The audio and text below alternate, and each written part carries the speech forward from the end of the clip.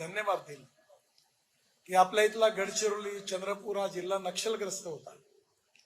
आणि आज त्या भागामध्ये मोठ्या प्रमाणावर उद्योग सुरू झाले, हजारो लोकांना रोजगार निर्माण झाला आणि जर रोजगार निर्माण झालं तर पर कॅपिटा इन्कम आणि ग्रोथ रेट वाढेल आणि रोजगार निर्माण झाला तर गरिबी दूर होईल आणि गरिबी दूर होईल, सस्टेनेबल डेव्हलपमेंट होईल आणि गरिबी दूर होईल तर नक्कीच समृद्ध संपन्न राष्ट्र निर्माण होईल। आणि म्हणून मला आनंद आहे की ज्या विदर्भामध्ये एकेकडे सगळ्याच क्षेत्रामध्ये उत्तम काम होत आहे, कृषी क्षेत्रामध्येही चांगलं काम होत आहे, AI इन ऍग्रिकल्चरची सुरुवात झाली आहे, संत्र्यामध्ये, सोयाबीनमध्ये, कापसामध्ये अनेक रिव्होल्युशनरी प्रयोग सुरू आहेत।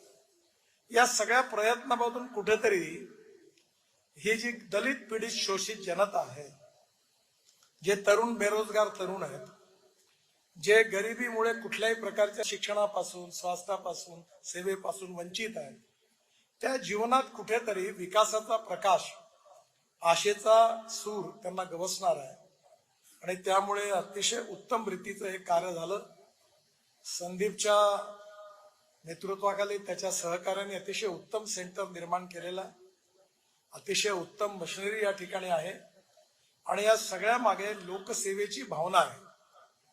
आणि निश्चितपणे यातून अनेक लोकांचे जीवन वाचवण्यामध्ये हे गंगाधररावांच्या नावाने असणारं मेमोरियल सेंटर हे नक्की उपयोगी होईल असा मला विश्वास आहे।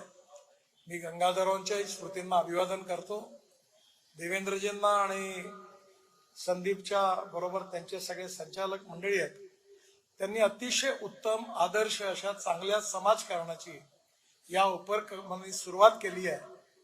आणि याची प्रेरणा बाकीच्याही लोकांच्या मनात निर्माण, प्रत्येक तालुक्यात